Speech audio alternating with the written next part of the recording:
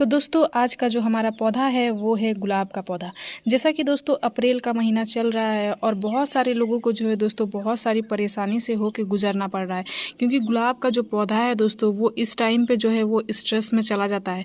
बहुत सारे लोगों की ये सारी क्वेरीज आ रही हैं कि मेरा जो गुलाब का पौधा है वो अच्छे से ग्रोथ भी नहीं कर रहा है, मेरा गुलाब का पौधा जो है उसकी ब्रांचेज ही पूरी सूखने लग रही है, और अगर कोई भी नई नई ब्रांचेज आ रही है तो वो भी जो है दोस्तों वो जल जा रही है। इस तरह से मेरे गुलाब के पौधे में जो है वो किसी भी तरह की ग्रोथ नहीं हो रही है, और ना ही तो कोई फ्लावरिंग हो रही है और ना ही जो है वो कलियां बना रहा है। तो आज की इस वीडियो में मैं आप सभी को बहुत सारे ऐसे टिप्स शेयर करने वाली हूं दोस्तों, और कुछ ऐसा फर्टिलाइज़र भी आप सभी को बताने वाली हूं जिसका उपयोग अगर आप अभी इस गर्मी में अपने गुलाब के पौधे में कर लेते हो तो आपका गुलाब का पौधा जो है वो पूरी गर्मी इस तरह से हरा भरा बना रहेगा, और एकदम जो है दोस्तों वो भर भर के फ्लावरिंग भी करेगा। आपका पौधा बहुत ही ज़्यादा सेंसिटिव प्लांट है, तो हमें समय समय पे उसकी देखभाल करते रहनी पड़ती है, तभी जो है वो अच्छे से ग्रोथ करता है और फ्लावरिंग करता है। अगर आप उसकी केयर नहीं करोगे तो वो ग्रोथ नहीं करेगा और फ्लावरिंग भी जो है दोस्तों वो नहीं करेगा। नमस्ते दोस्तों, मैं हूँ किरण और मैं स्वागत करती हूँ आप सभी का मेरे इस यूट्यूब चैनल छोटी सी बगिया में। तो चलिए दोस्तों इस वीडियो को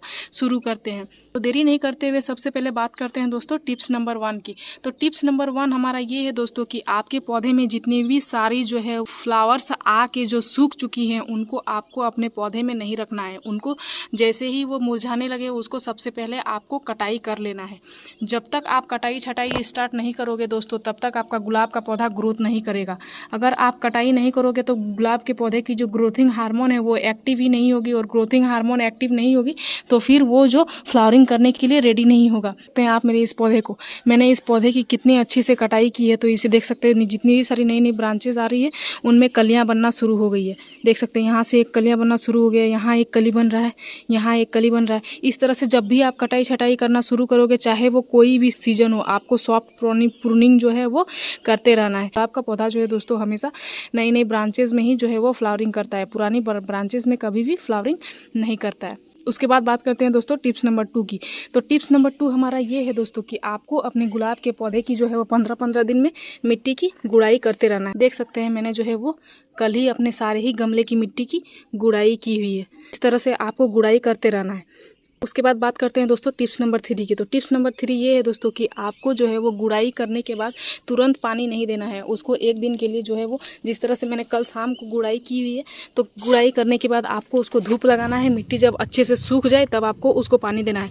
कल मैंने गुड़ाई की है तो जो है दोस्तों आज मैं इसमें पानी दूंगी। तो टिप्स नंबर 4 ये है दोस्तों कि जब भी आप अपने गुलाब के पौधे की सॉफ्ट प्रूनिंग करो अभी के सीजन में, तो आपको जो है दोस्तों इस तरह से हल्दी पाउडर का इस्तेमाल करना है। हल्दी पाउडर जो है दोस्तों आपको दे देना है सारे जितने भी ब्रांचेस की आप कटाई करो उसमें, क्योंकि अभी का जो सीजन है दोस्तों, अभी के सीजन में बहुत ही जल्दी जो है वो फंगस का अटैक हो जाता है, और फंगस वगैरह अगर लग जाएगा दोस्तों तो फिर आपका पूरा पौधा ही खराब हो जाएगा। तो आपको सारे ही पौधे में इस तरह से हल्दी पाउडर का इस्तेमाल कर लेना है। उसके बाद चलिए दोस्तों बात करते हैं टिप्स नंबर 5 की। तो टिप्स नंबर 5 ये है दोस्तों कि हमें गुलाब के पौधे को धूप की कितनी आवश्यकता होती है। तो गुलाब के पौधे को जो है दोस्तों ज़्यादा धूप की आवश्यकता नहीं होती है। आपको एकदम तेज कड़कती धूप में इसको नहीं रखना है। आप मॉर्निंग का 2 घंटा का धूप भी इसको दिला दो, 2 से 3 घंटा का, तो गुलाब के पौधे के लिए काफ़ी है। तो इस तरह से आपको 2 से 3 घंटा का ही धूप दिलाना है। उसके बाद जो है आपको छाईदार जगह में शिफ्ट कर देना है। और अगर आप ग्रीन नेट के नीचे रखे हुए हो तब तो कोई बात नहीं है दोस्तों, आप उसको रख सकते हो दिन भर धूप में। उसमें जो है दोस्तों ज़्यादा धूप नहीं लगता है, तो पौधे को कोई भी इफेक्ट नहीं करेगा। तो अब बात करते हैं टिप्स नंबर 6 की। तो टिप्स नंबर 6 ये है दोस्तों कि गुलाब के पौधे को जो है आपको ज़्यादा पानी नहीं देना है, ओवर वाटरिंग नहीं करना है गुलाब के पौधे में। आप दिन भर में 2 बार शावर करो अभी के टाइम पे गुलाब के पौधे में, क्योंकि अभी जो है दोस्तों बहुत ही तेज़ गर्मी है, तो शावर करना बहुत ही ज़्यादा ज़रूरी है। और आप एक बार मिट्टी में पानी दो, शाम को आप अपने गुलाब के पौधे की मिट्टी में पानी दे दो, तो ये जो है दोस्तों गुलाब के पौधे के लिए काफ़ी है। और मिट्टी में पानी जो है दोस्तों आपको पूरे गमले में भर के देना है, एकदम हल्का हल्का करके पानी नहीं देना है।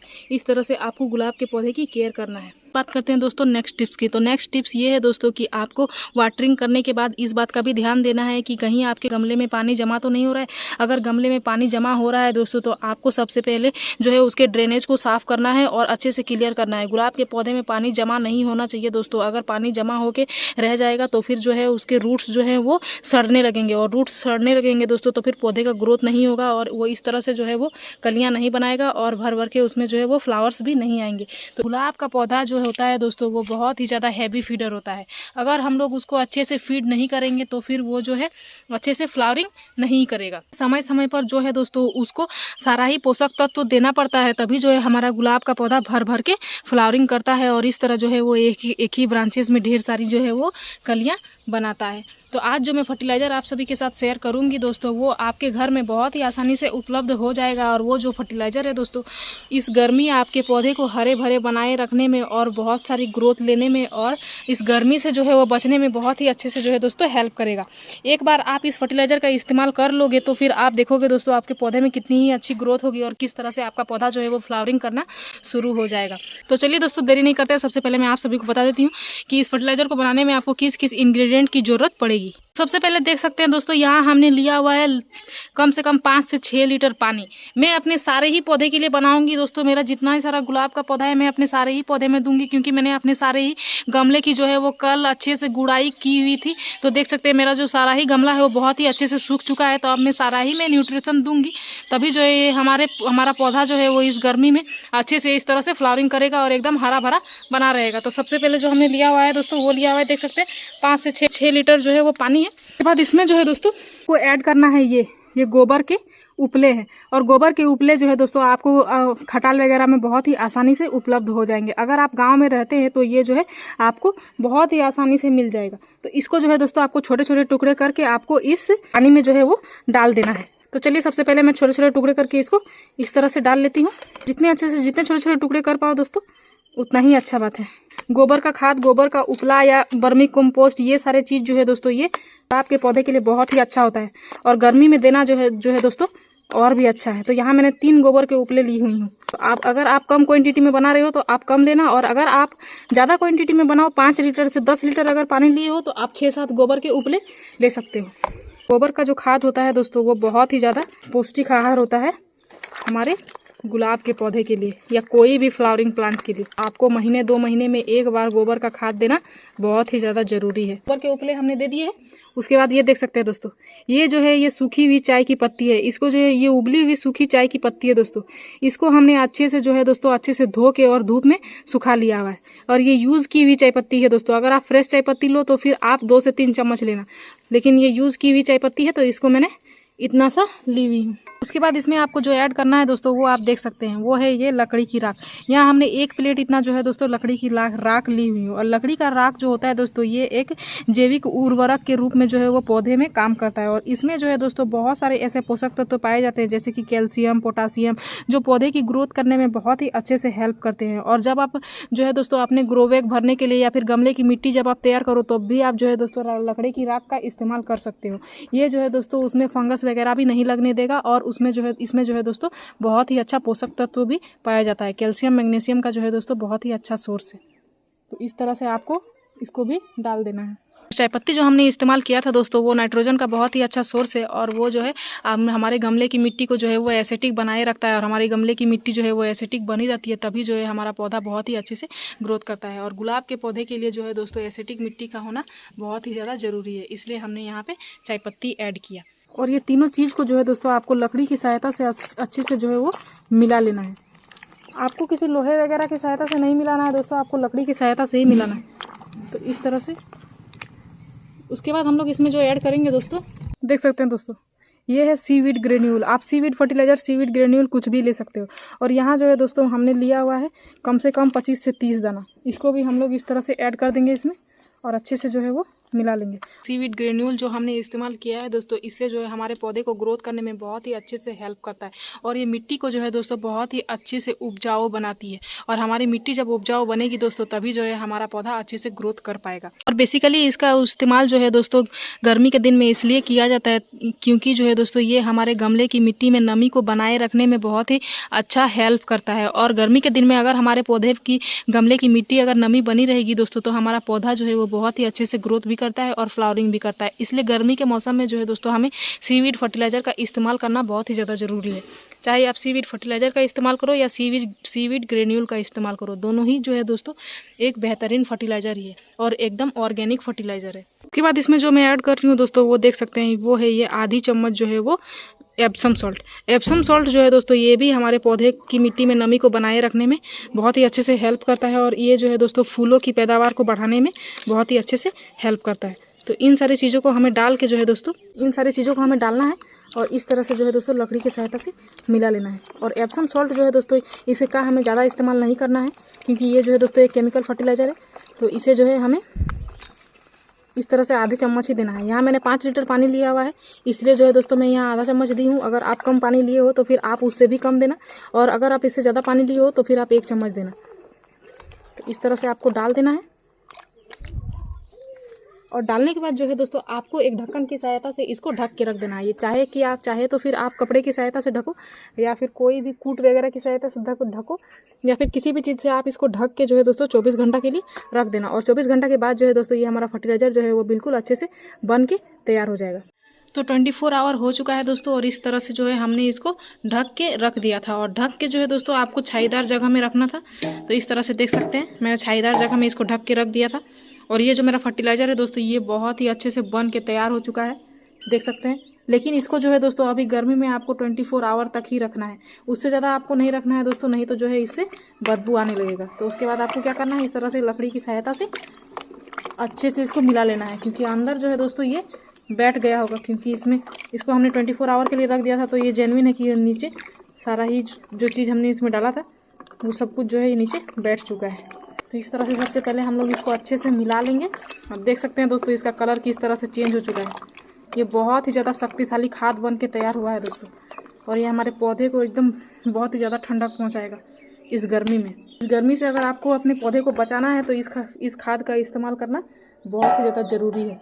आप महीने में 1 बार इस खाद का इस्तेमाल ज़रूर से ज़रूर अपने पौधे में करें। उसके बाद आपको क्या करना है दोस्तों, उसके बाद आपको एक कंटेनर लेना है, उसमें कुछ ऐसा कपड़ा लेना है जिसमें जो है पानी बहुत ही अच्छे से चला जाए, उससे जो है वो छना जाए। या फिर आप छन्नी भी ले सकते हो दोस्तों, अगर आपके पास बड़ी साइज़ की छन्नी है तो आप वो भी ले सकते हो क्योंकि इसमें जो है गोबर के उपले हमने दिए हुए हैं तो ये छोटी वाली छन्नी में तो जो है दोस्तों नहीं छनाएगा।